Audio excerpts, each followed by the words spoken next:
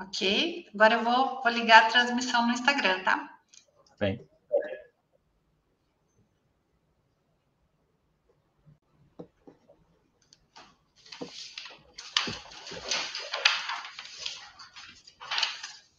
E estamos ao vivo no Instagram. Boa tarde, tudo bem? Hoje nós vamos ver como a medicina do estilo de vida pode melhorar a sua vida, através de uma entrevista com o Dr. Roberto Almeida.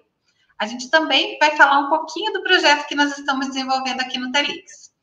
O Dr. Roberto Almeida é médico, ele é professor da Faculdade de Medicina da Unila, ele é coordenador da UTI do Hospital Municipal de Foz do Iguaçu e, além disso, ele é diretor técnico de uma startup na área de saúde, a Mevida.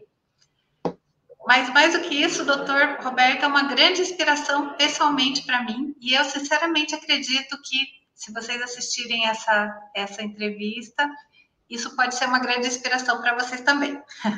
Vamos lá, então. Dr. Roberto, seja bem-vindo. Oi. Vou lhe fazer uma pergunta. Eu ou alguém que está nos assistindo deveria procurar um médico de estilo de vida se ficasse doente? É interessante, Marina. Eu queria agradecer para você a oportunidade e falar que é importante a gente entender que a medicina do estilo de vida ela é uma abordagem complementar, hoje em dia, a gente pode dizer assim, integrada com a medicina de uma maneira geral, porque quando você fica doente agudamente, por exemplo, você precisa, às vezes, fazer alguns exames, alguns diagnósticos para tratar aquela doença de uma maneira mais aguda. Mas a medicina do estilo de vida ela vai ser auxiliar, a complementar, por exemplo, se você fizer o diagnóstico de uma doença crônica que você vai conviver com ela, como diabetes, hipertensão, algumas doenças cardíacas. Então, tem várias patologias que vão precisar de um acompanhamento para fazer, então, a mudança do estilo de vida, como a intervenção médica, vamos dizer assim. Então, essa é a grande diferença, né, de um tratamento agudo de um tratamento crônico. Acho que se nessa entrevista a gente conseguir que as pessoas entendam isso, vai ser muito legal, porque vai permitir as pessoas entender que ela pode ter o médico da doença aguda, o médico que vai fazer o tratamento de qualquer problema, a gente pode dar alguns exemplos depois, mas ela vai também precisar entender de um acompanhamento, de uma equipe. Na realidade, na medicina do estilo de vida, a gente trabalha muito com equipes de saúde para mudança de hábito. Então, é necessário, em algum momento, todos nós pensarmos num acompanhamento de medicina do estilo de vida. Hoje em dia, com as doenças crônicas sendo a principal causa, né, de doença nos países, quase todos os países, a principal causa de adoecimento e morte são as doenças crônicas não transmissíveis. Então, é por aí que a gente precisa entender o papel da medicina do estilo de vida. Entendi, doutor. Então, deixa eu ver se eu entendi da maneira correta. Então, a medicina de estilo de vida é mais indicada, né, para pessoas que têm doenças crônicas, como, por exemplo, que tipo de doenças crônicas, doutor? Bom, ela é indicada para todas as pessoas porque ela funciona como se fosse um processo de manter a saúde. Então, vamos começar por aí, antes de ter a doença crônica.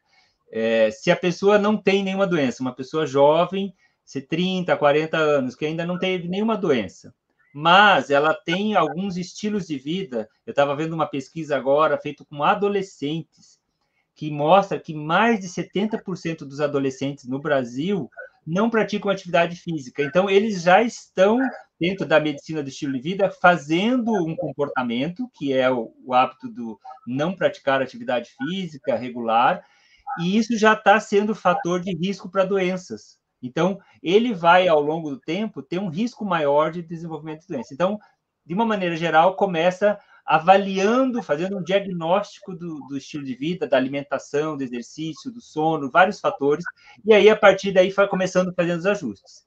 Essa é a primeira abordagem. E depois começam as doenças crônicas. Então, a pessoa tem diabetes, hipertensão arterial, né, tem doenças cardiovasculares, né, como já teve uma doença coronariana ou uma doença de insuficiência cardíaca, ou já teve um AVC. Então, aí começam a ser já doenças em estágios mais avançados, doenças crônicas, que ela pode se beneficiar da mudança do estilo de vida, porque daí vai ajudar a controlar melhor, né? Essas doenças ficam melhor controladas com a mudança do estilo de vida.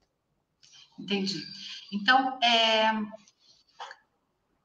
como que o médico que usa os conceitos de medicina do estilo de vida decide qual tratamento prescrever para esses pacientes, então, de doenças crônicas? Pelo que entendi, então, esses pacientes de doenças crônicas vão se beneficiar mais de consultar um médico de estilo de vida. Por que que vai beneficiar mais eles e como que o médico decide o que vai prescrever para a pessoa fazer?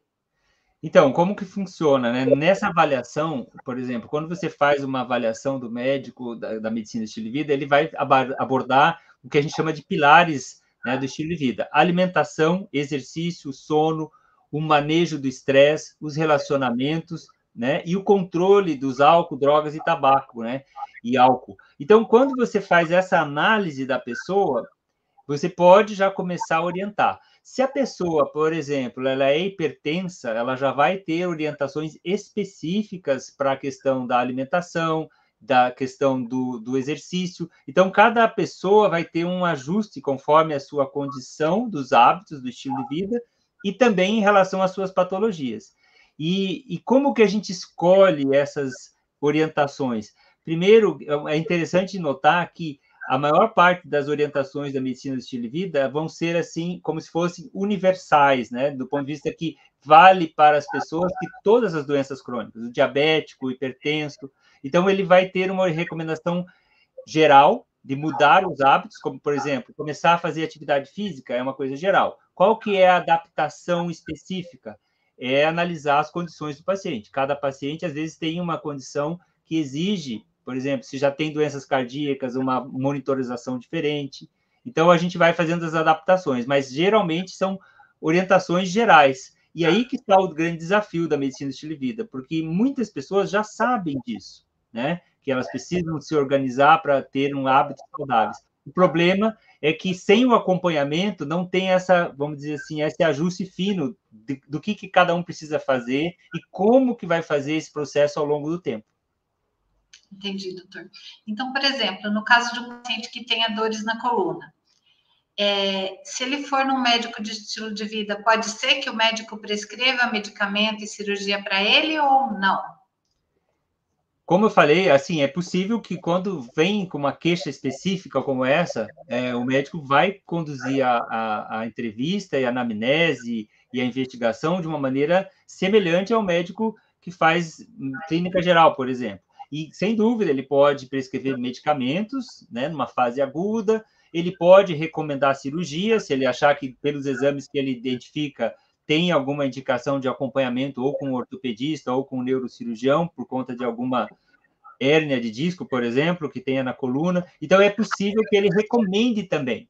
Só que o que vai ser o diferencial é que ele vai começar já com essa pessoa um trabalho simultâneo de trabalhar a mudança dos hábitos, porque provavelmente há coisas para serem feitas em termos de mudança nas causas desses problemas que estão afetando a coluna da pessoa. Então, dependendo da gravidade, sim, o médico pode também prescrever remédios e cirurgia, orientar, né, pelo menos. Entendi. Doutor, conta pra gente, como que a medicina de estilo de vida entrou na sua vida? Ah, isso é muito interessante. Eu sou médico intensivista, eu trabalho em UTI. Então, como que acontece? Eu recebo diariamente no meu trabalho pacientes em estágios avançados dessas doenças crônicas, diabéticos, infartados, com AVC, com doenças como câncer e tudo. Então, a gente começa a ver que esses pacientes chegam nessa fase, às vezes avançada, de doença ou de idade, e a gente conversa com familiares e com os próprios pacientes, e eles têm uma longa história de hábitos que eles ou não sabiam, ou não conseguiam um apoio para a mudança, e aí a gente vê que nesse momento é difícil de fazer mudanças, porque as coisas já estão avançadas. Então, eu comecei em 2014, quando eu já estava com 20 anos de formado, esse ano eu estou com 30 anos de formado, em 2024, em 2014, eu comecei a dar aula na UNILA, que é na Universidade Federal aqui da Integração Latino-Americana, em Foz do Iguaçu. E eu ia dar aula no curso de medicina, e eu estava querendo, assim, o que tem mais de novidade na área da saúde, na área da medicina? E eu encontrei essa ideia da medicina do estilo de vida. E ela foi, assim, como se fosse uma explicação para a gente tentar melhorar esse resultado dos pacientes que a gente recebe na UTI, porque a gente consegue visualizar uma perspectiva de mudança desse cenário. Tanto é que eu fui num congresso lá nos Estados Unidos, em 2014, e lá eu encontrei uma imagem, até que se você puder compartilhar aí a tela, eu gostaria de mostrar, que eu achei muito significativa, essa imagem dessa imagem dos médicos trabalhando, como se representando numa analogia, aqui os médicos enxugando a água tratando os doentes que chegam no hospital.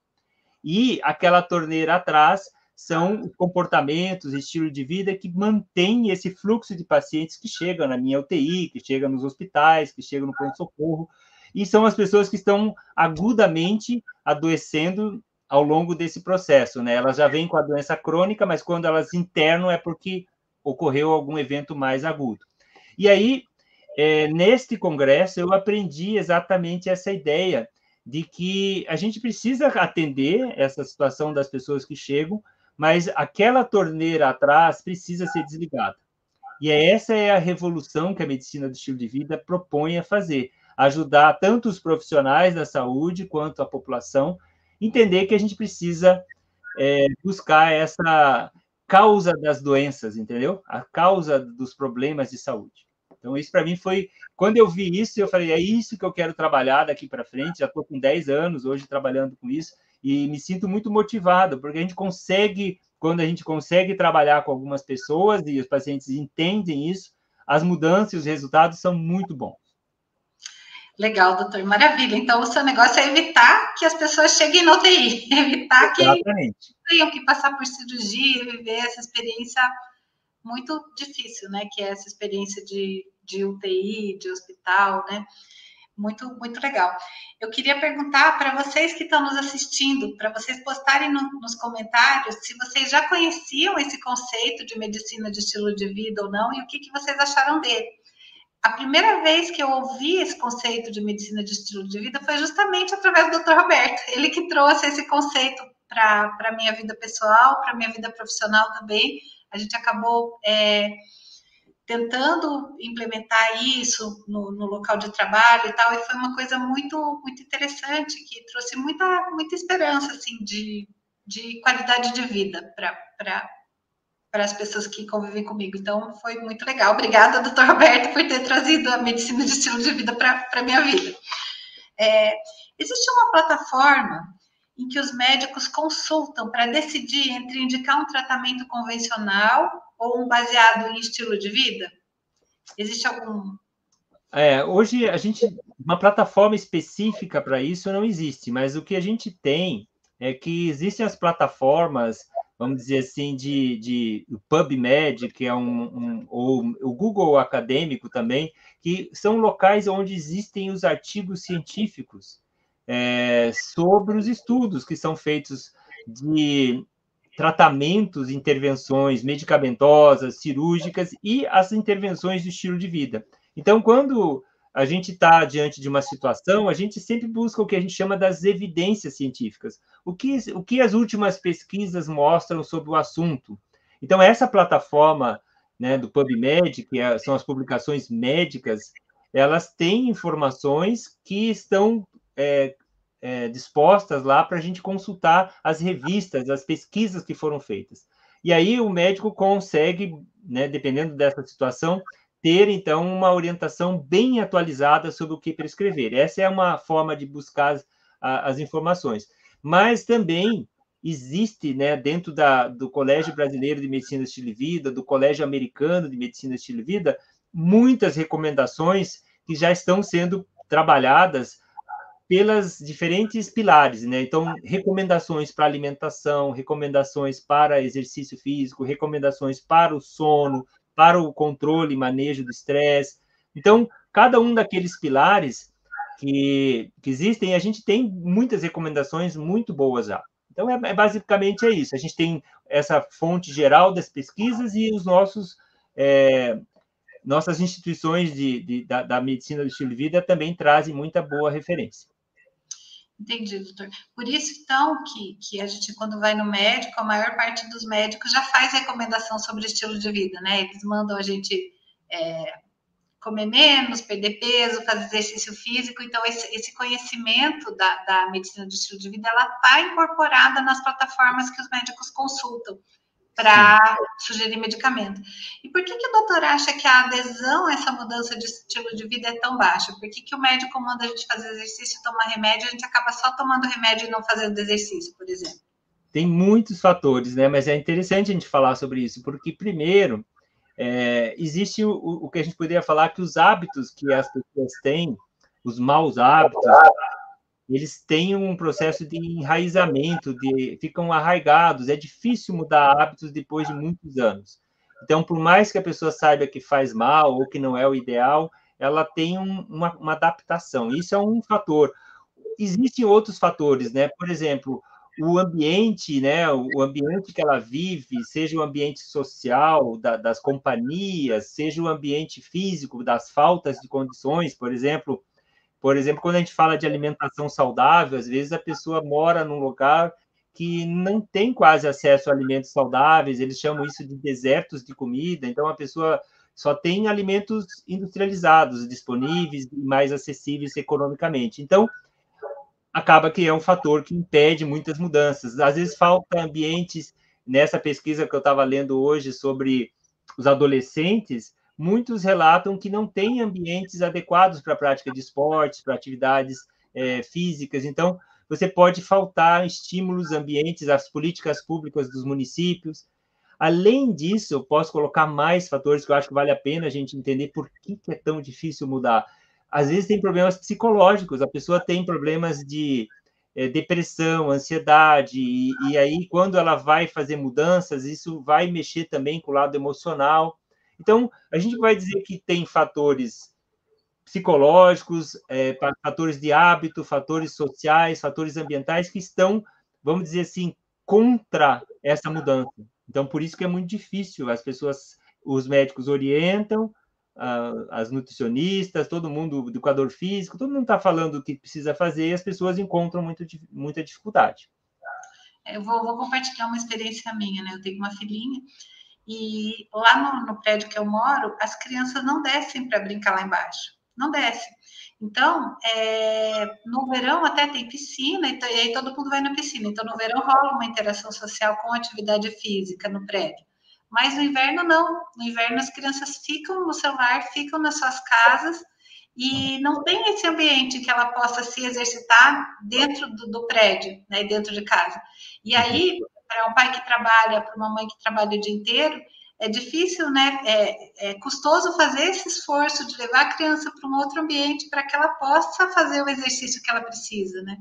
Porque na escola, quando a criança é mais nova, até tem bastante oportunidade de exercício, mas vai ficando mais velha, a escola é um local de aprendizagem mesmo, né? O tempo dedicado à atividade física é muito pequeno, por exemplo, tem 1 hora de aula de educação física por semana, que não é nem perto do necessário para uma criança ficar saudável, né? Então, perfeito. Isso é muito frustrante, né? E, por outro lado, eu, como pessoa também, eu percebo que eu deveria ter hábitos alimentares mais saudáveis e eu tenho muita dificuldade em adotar eles. Isso me dá muita frustração. Eu vou perguntar para vocês que estão assistindo aqui, vou pedir para vocês escreverem nos comentários de vocês. Vocês enfrentam alguma dificuldade para adotar hábitos saudáveis? Como que vocês se sentem a respeito? E enquanto vocês escrevem, vou pedir para vocês escreverem mesmo, porque é uma pergunta importante, vou pedir para o doutor Roberto também, como que o doutor, como médico, se sente em relação a essa dificuldade das pessoas de mudarem seus hábitos?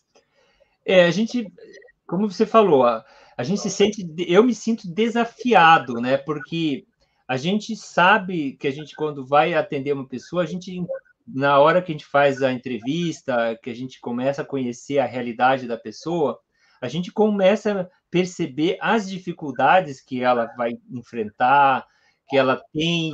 Então, é um desafio. Eu me sinto desafiado, porque a gente precisa descobrir com aquela pessoa, e cada pessoa vai ser uma estratégia, da gente descobrir uma forma de descobrir uma maneira, um motivador, por isso que existe uma ferramenta que a gente utiliza chamada entrevista motivacional, que é uma busca de entender o que para essa pessoa vai fazer a motivação dela dar o clique, de ela começar a se dedicar a essa transformação.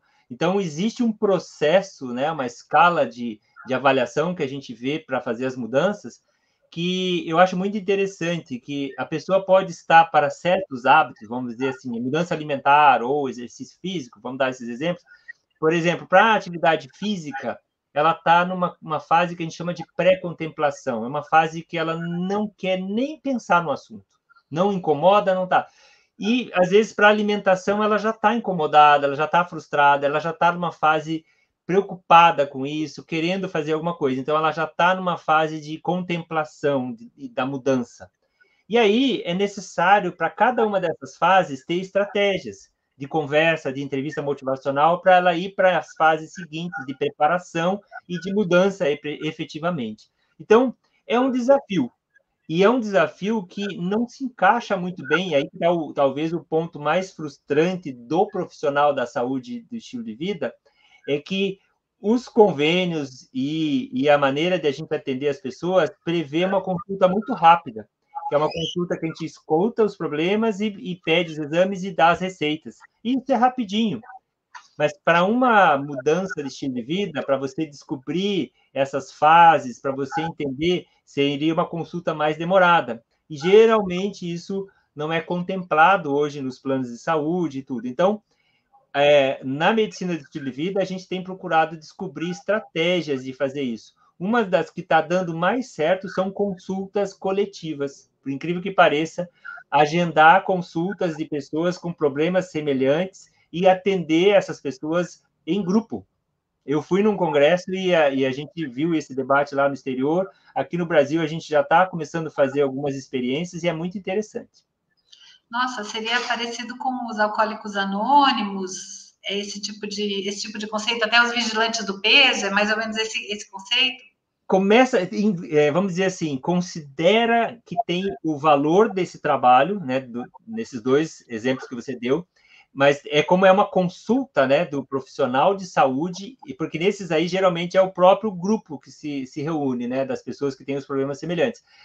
É semelhante porque tem essas pessoas com a mesma demanda, vamos dizer assim, o mesmo objetivo, mas vai um profissional ou mais de um profissional ter encontros regulares com essa turma. E aí ele trabalha explicações, dúvidas, aí as pessoas compartilham as suas experiências, então isso se torna uma forma de trabalhar diferente, mas é como se fosse, como eu falei, uma consulta coletiva, porque geralmente as consultas são individuais.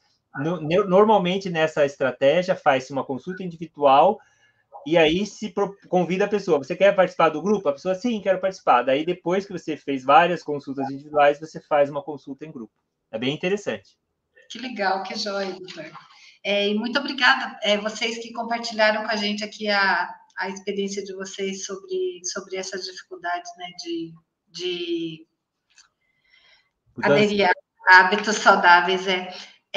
Doutor, além dessa questão da reunião em grupo, né, que outras ferramentas e que outros recursos médicos de estilo de vida têm e recomendam para aumentar essa adesão ao estilo de vida mais saudáveis? Olha, a gente tem várias ferramentas.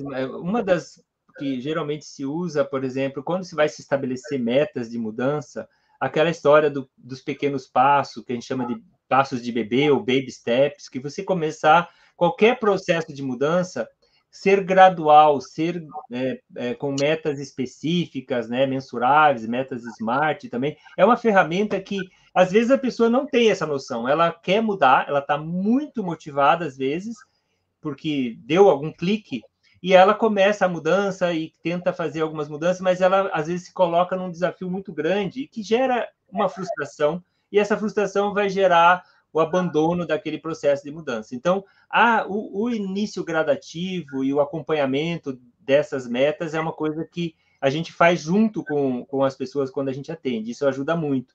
Além disso, se você tem hoje muito estudo mostrando que se você faz um acompanhamento ou um monitoramento, e talvez isso com as tecnologias, né, a gente vai ter cada vez mais aparelhos medindo os passos e a gente ter o acompanhamento, toda vez que a gente mede as mudanças, a gente meio que se motiva. E se você tiver que meio que não é prestar contas, mas ter alguém te acompanhando. Olha, você não, como é que foi essa semana? Eu vi que você não deu tantos passos. Isso geralmente cria uma relação de a pessoa sentir que está sendo cuidada, que está numa equipe com a equipe da saúde, entendeu? E essas são estratégias interessantes. E como a gente já tinha falado, os grupos de apoio, de suporte também, porque um ajuda o outro, um puxa o outro quando não está tão motivado. Então, isso ajuda muito. Então, nessa linha tem algumas ferramentas muito legais. Que joia, doutor. Mudando um pouquinho de assunto, a gente aqui no TELIC está desenvolvendo um protocolo para facilitar a troca e comparação de informações na área da saúde. Posso fazer uma pergunta sobre alguns parâmetros que a gente pensa em colocar nas tabelas desse protocolo? Sim, vamos lá. Legal. Um dos parâmetros que a gente pretende incluir é a eficácia de tratamento, e a gente vê a eficácia relacionada a prazos determinados, né? A eficácia em um dia, em 5 dias, em 2 meses, em 1 ano, né? É fácil para o médico ou gestor de saúde obter e comparar dados de eficácia de tratamento, tanto de tratamentos médicos como de tratamentos não médicos, acupuntura, odontológicos, fisioterápicos ou até esses tratamentos de estilo de vida que o doutor comentou? Olha, quando a gente, como eu estava falando para vocês, a gente não é. Primeira resposta genérica assim não é fácil, porque na realidade, como eu falei, dependendo de cada situação, cada tratamento, você tem diferentes opções hoje de tratamento, medicamentos, e eles, cada estudo, às vezes mostram estudos comparativos, e então a gente começa a ter estudos de eficácia de medicamentos, por exemplo, existem alguns estudos dessa maneira. Então você compara a pessoa tomando remédio A, remédio B e um placebo, nenhum efeito de medicamento. E aí você consegue ter resultados assim. Mas isso é muito utilizado na questão dos medicamentos. Quando você cai lá no contexto, por exemplo, de tratamentos não médicos, não medicamentosos, como terapias, como acupuntura, outras técnicas, é mais difícil também, porque aí já não tem como comparar uma coisa com outra, não tem muitos estudos, porque quem financia esses estudos dos medicamentos é a indústria farmacêutica, porque ela está lá buscando uma boa droga para ter um bom resultado, uma boa eficácia. Então, tem mais disso. Na área de cirurgia, que eu já pulei essa parte, mas também tem estudos, né? Técnicas cirúrgicas, cirurgias abertas, cirurgias menos invasivas, tem muitos estudos comparando. Mas, quando se chega nas práticas que são não medicamentosas, já é mais difícil ter muitos estudos.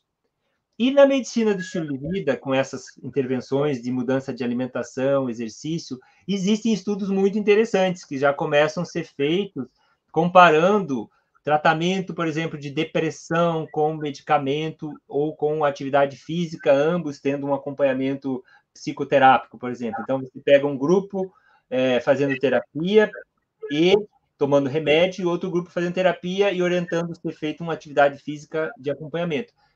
Já existem resultados, então começa a se comparar nisso, mas não são tanto quanto os medicamentos, tá? Então, eu acho que isso dá um panorama para vocês aí de como que está a situação nossa, né? Legal, doutor. Então, esse dado de eficácia parece importante para o senhor, é um dado válido. Sim, a gente tem tanto a eficácia, que é uma coisa que a gente estuda na medicina, chama-se a diferença de eficácia e eficiência, né? Porque um medicamento ele pode ser eficaz. Vou dar um exemplo assim, vamos pegar um exemplo hipotético, só para ficar fácil de explicar. Você toma esse remédio de 2 em 2 horas, que ele é extremamente eficaz. Mas aí a pessoa fala, tem que tomar de 2 em 2 horas? De 2 em 2 horas. Ele não é eficiente. Entendi. Ele é eficaz, mas não é eficiente, porque ninguém vai tomar de 2 em 2 horas. Agora, se você fala, olha, esse remédio, ele é muito eficaz, e ele, tomando uma vez ao dia, você vai ter o resultado. Nossa, esse remédio vai ser eficaz e eficiente. Então, Entendi. isso, para a gente, muitas vezes, tanto é que muitas coisas que existem no mercado, novas drogas, novos medicamentos, são feitos em cima dessa ideia de eficiência, porque eles vão garantir a adesão ao tratamento. Que aí, toma uma vez ao dia, puxa, aí ficou fácil, agora eu tomo. Então, muito dos medicamentos novos, às vezes, tem essa característica. Espetáculo, doutor. Outros parâmetros que a gente pensa em utilizar na plataforma do Telix são risco e efeitos colaterais. Tem parâmetros quantitativos para comparar risco e efeito colateral de tratamento? Olha, quando é feito o lançamento de uma droga nova, um medicamento, sempre tem os estudos dos riscos, dos efeitos colaterais, e isso tem estatísticas. Eles procuram fazer esse trabalho sempre. Essas são aquelas famosas letrinhas miúdas da bula, porque a bula tem, para ser lançado no mercado, é uma exigência. Aqui no Brasil é a Anvisa, lá nos Estados Unidos é a FDA, que é a Food Drug Administration, que é um controle que existe para os critérios de segurança das drogas, dos procedimentos e tudo. Então, isso existe. A gente, normalmente, quando o médico vai prescrever, tem uma característica que é a experiência do médico com aquele remédio. Novos medicamentos, às vezes, ele tem que consultar, porque isso, né, varia de medicamento para medicamento, mas à medida que o médico tem experiência, ele já sabe, né, que aquele remédio é mais seguro, nunca deu problema, tem poucos problemas. Então, é mais ou menos assim. Tabelas a gente encontra nos nossos livros médicos, a gente tem muitas referências. Geralmente tem esse item como um item para ser consultado. Interessante, legal. Mas dos não médicos, nada também. Dos não médicos é mais difícil, porque, como a gente falou, as pesquisas nessas questões não são, né? Nos casos das intervenções da medicina de estilo de vida, uma das grandes questões é que, geralmente, as recomendações de mudança de estilo de vida, elas não têm contraindicação, né? Você vai poder só fazer, por exemplo, atividade física, você vai poder prescrever atividade física para todos os pacientes. Claro que você vai estudar algum outro que tem alguma limitação mecânica, motora, ou alguma limitação, por exemplo, cardíaca, que você vai fazer ajustes, mas não é contraindicado, entende? Então, isso é interessante, porque, em tese, é um medicamento, se fosse comparar, essa ideia de tratar o estilo de vida como uma intervenção, é uma coisa bem segura, bem legal. Legal, massa. Doutor, outra coisa que a gente pensou em colocar é o bem-estar geral do paciente, né? Acho que para a gente seria um parâmetro desejável para ser medido e comparado. A medicina de estilo de vida tem ferramentas para medir esse parâmetro?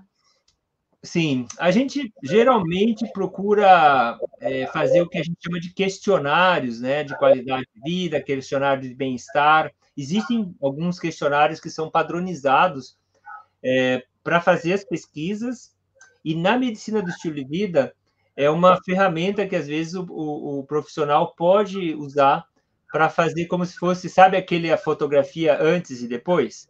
Uhum. A gente tem, inclusive, uma das coisas que a gente está desenvolvendo na Mevida é colocar esses questionários disponíveis numa plataforma para fazer essa medida do bem-estar, porque o bem-estar ele pode ser uma coisa objetiva ou subjetiva, mas normalmente, quando a gente fala de bem-estar, tem um bem-estar subjetivo. Mas quando se fala dos diferentes aspectos, por exemplo, o sono, né? A qualidade do sono, então você tem questionários específicos para a pessoa responder, e ela ter como se fosse um diagnóstico do sono dela. E aí a gente propor mudanças, e aí depois de um certo tempo ela fazer uma nova avaliação e ela vê o progresso dela. E ela, claro, além do bem-estar subjetivo, que ela vai estar se sentindo melhor, ter essa medida, entendeu? Então, isso é bem legal, isso existe em várias ferramentas desse sentido.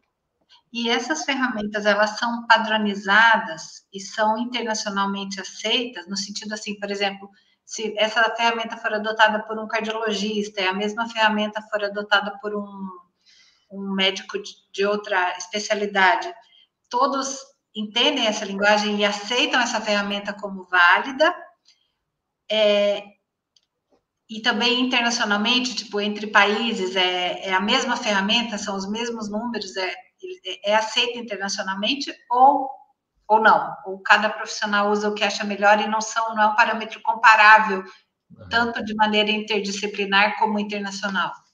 Então, vamos começar pela questão internacional, que quando você tem um instrumento, uma escala, um instrumento de medida, ele geralmente, se for questionários que são feitos, existe toda uma fundamentação científica e são feitos testes, e aí ele fica validado para uma determinada população, por exemplo, americana. Se a gente vai fazer aqui no Brasil, a gente não pode simplesmente traduzir e aplicar, a gente tem que fazer uma validação nacional desse questionário, e aí é feito um trabalho de procurar fazer análise, né, do ponto de vista até da linguagem, e testar, ver se as pessoas estão entendendo bem o que está se perguntando.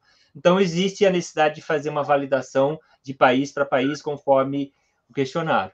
Quanto aos profissionais, aí vem um grande ponto que eu acho importante, que é o fato de você ter médicos, cardiologistas, dentro do que a gente poderia dizer assim, tem duas cabeças, a população aí, já que esse aí é uma live que a gente está fazendo para pessoas em geral, então é importante que as pessoas tendo assim, tem médicos que estão trabalhando com o foco no tratamento da doença, né? A visão dele, o treinamento dele é para diagnosticar e tratar doenças, e existem esses médicos cada vez mais que estão entendendo essa visão da medicina do estilo de vida, que vê a pessoa como um todo, e ele quer ver o bem-estar, quer ver outras características.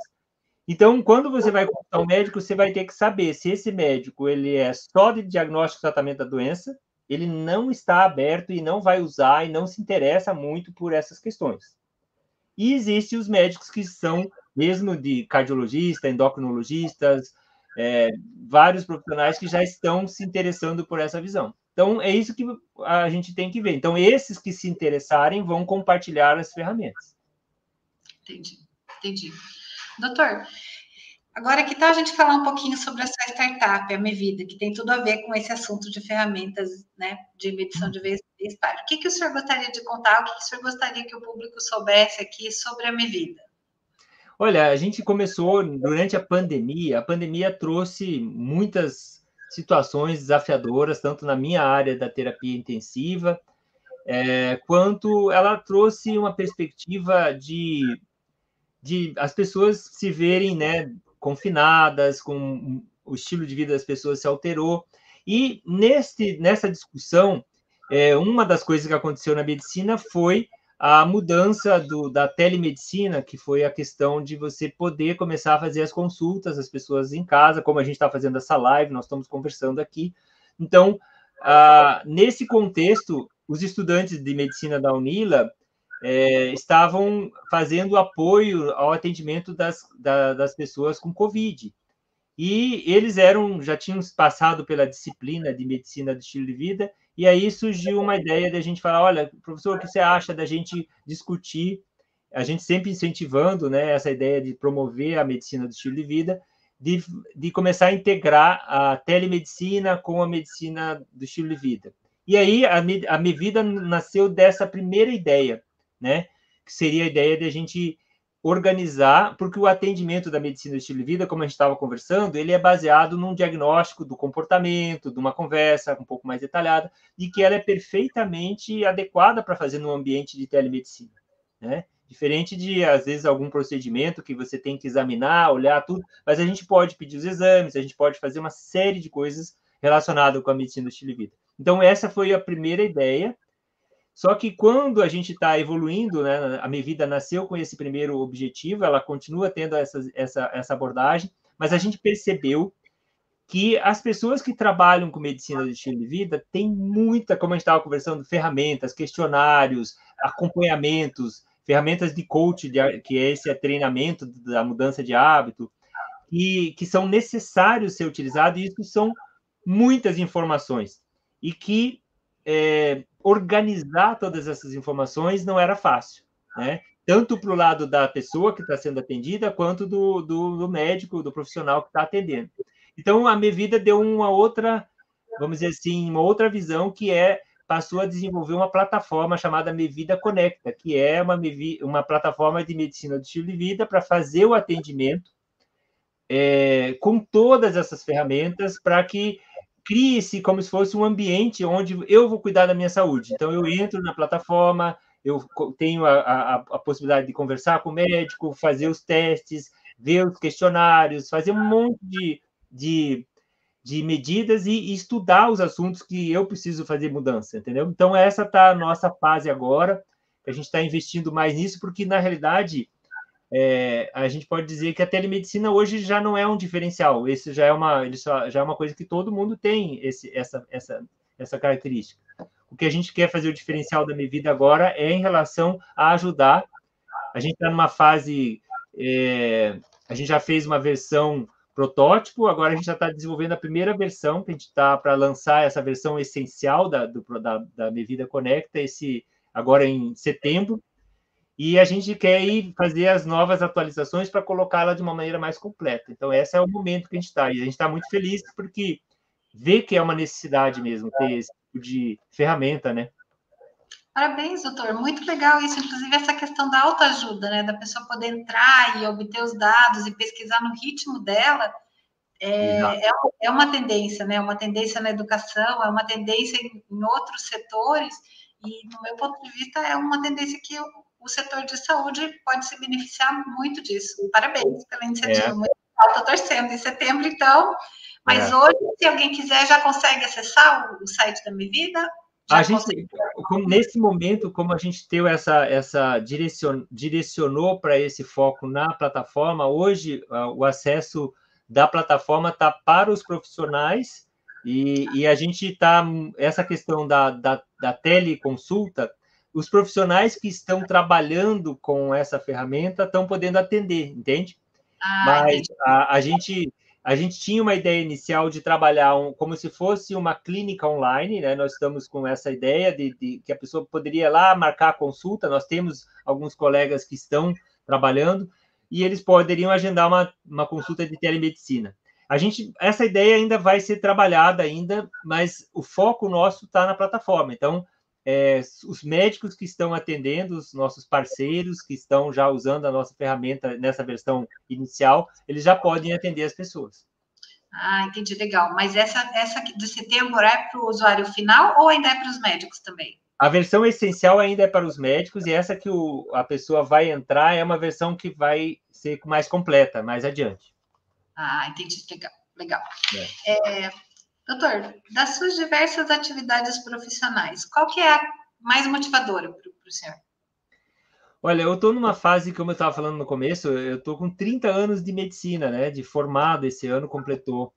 E aí, a gente, na medicina, os desafios da medicina, quando eu estava lá em 2024, estava com 20 anos, eu já estava começando a despertar, assim, a necessidade de fazer mudanças mais sistêmicas. Então, uma das estratégias que eu achei interessante é a educação, né? Então, hoje, uma das coisas que mais me motiva é esse contato com os futuros médicos, nesse processo deles descobrirem a parte profissional da medicina, porque eu pego eles no terceiro, quarto ano, e que eles saíram daqueles 2 anos iniciais, que eles estão conhecendo a anatomia, a fisiologia, os conceitos mais básicos, e eles eu começo a trabalhar com eles no momento que eles estão começando a atender os pacientes, fazer plantões, então eles começam a se sentir já dentro da profissão, e aí que surgem muitos desafios, e aí a gente ter a oportunidade de compartilhar as experiências pessoais, as recomendações, as orientações, isso tem sido muito gratificante, né? Trabalhar com eles essa perspectiva. E poder levar para eles essas novas ideias, né? Porque aí a gente começa a ver assim, a mudança sistêmica que eu estava falando, que é mudar o sistema de saúde. A medicina do estilo de vida é uma das estratégias. Porque se a gente continuar fazendo esse mesmo processo lá de só atender as doenças, isso não vai mudar nada, vai ficar sempre assim. Então, com esses médicos, e eu já tenho visto isso, e sabe o que é legal?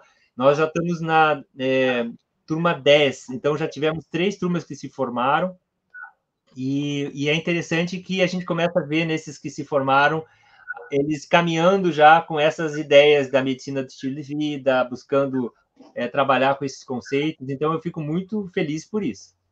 Nossa, que legal, doutor. Muito, muito legal. Vou perguntar para vocês que estão aqui firmes na nossa live, e vocês, o que motiva vocês?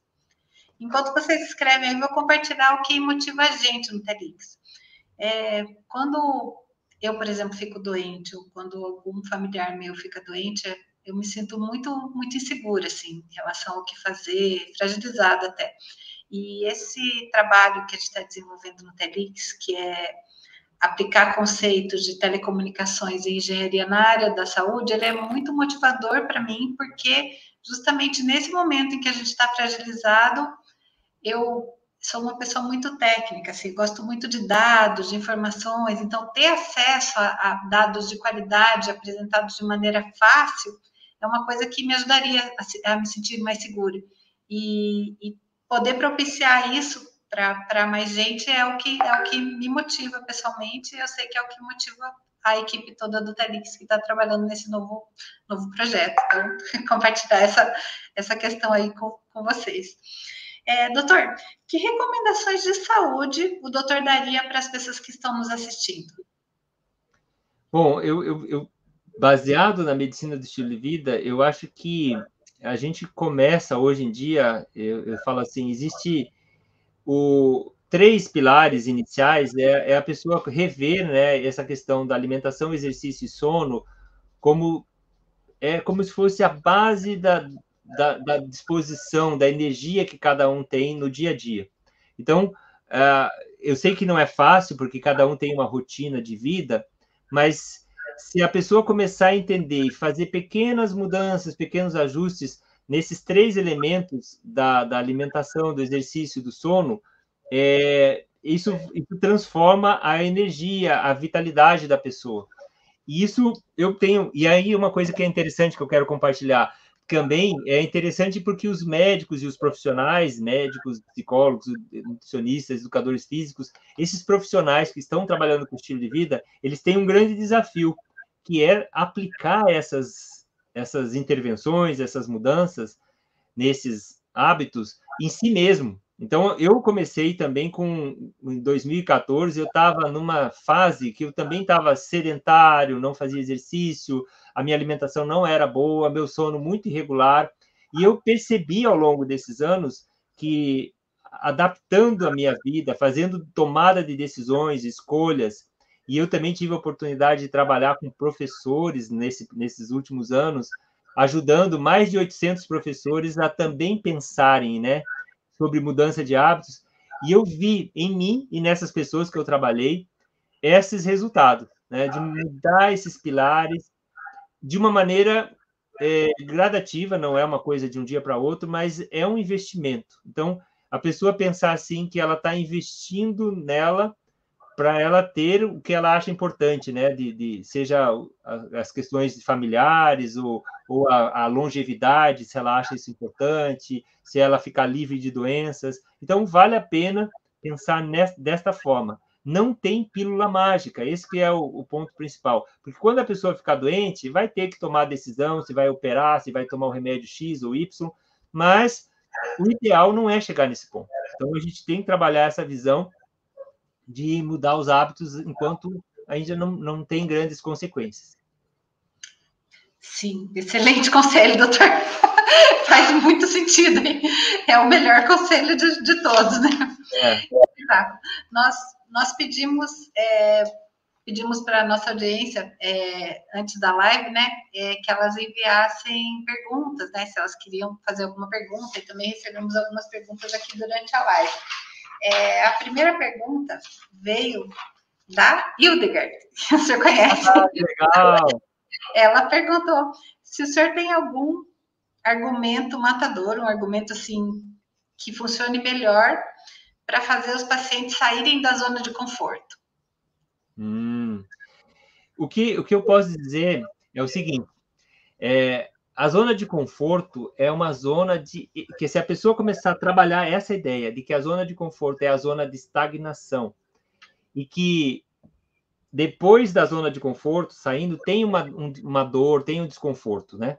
E que o potencial, tudo de bom que a pessoa quer, vamos pensar assim, tudo que a pessoa acha que é o melhor que ela vai conseguir na vida dela, em todos os sentidos, está depois dessa passagem por esse processo do desconforto, né, saindo da zona de conforto. Então, aceitar como isso não tem outra possibilidade. Dentro da zona de conforto, tudo que você tem de potencial não se realiza. Pode ficar sonhando dentro da zona de conforto, de olhos abertos, sonhando, não vai se realizar. Se a pessoa faz... Isso aí está baseado hoje em muitos estudos que a gente tem que trabalhar, reverter o nosso desejo instintivo de ficar na zona de conforto.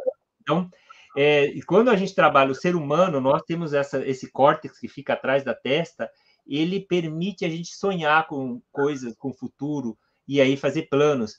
Todos esses planos dependem da saída da zona de conforto. Então, esse é o principal argumento, porque a pessoa pode falar, então eu não quero fazer nada. Então, aí a pessoa fecha para isso, entendeu? Então, se ela não quer sonhar, se ela não quer planejar, se ela não quer pensar numa vida melhor, se ela ficar na zona de conforto, nada se realiza. Nada se realiza. Que duro, doutor.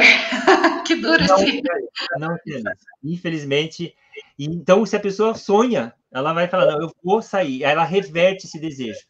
E aí ela passa a desejar fazer. É que nem aquela coisa, eu quero sentir essa dor. Ontem eu estava treinando na musculação e eu falei para minha treinadora, falei, agora eu estou sentindo as dorzinhas, porque ela começou, eu troquei de treinadora, ela começou de leve, assim, só com treinos com pesos baixos. Aí eu falei, não estou sentindo nada. Aí agora eu falei, olha, agora eu sentia aquela dorzinha muscular, o músculo está sendo trabalhado, né, para ser estimulado.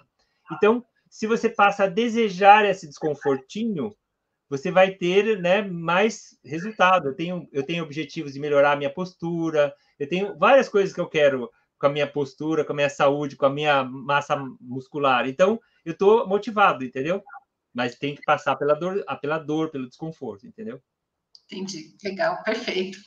Doutor, acho que era isso, então, que a gente tinha para conversar. Muito obrigada, foi excelente a live. Foi uma honra receber você aqui no canal do Telix. Muito obrigada. Eu agradeço também. Obrigada a vocês também que estão assistindo a live agora até o final, 52 minutos aí de live. Muito obrigada pela participação de vocês, pelos comentários, pela audiência. E vamos em frente, então. Vamos em frente. Um abraço. Tchau, tchau.